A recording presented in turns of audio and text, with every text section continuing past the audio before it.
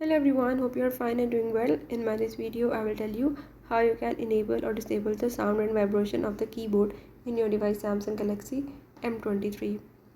So if you want to enable the feature like whenever you use the keyboard, the specific sounds and vibrations, you can use this by the method as I will show you in this video.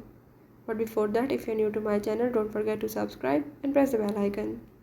Follow the steps and watch complete video and you will learn how you can enable or disable the keyboard sound and vibrations in your device. Let's watch it.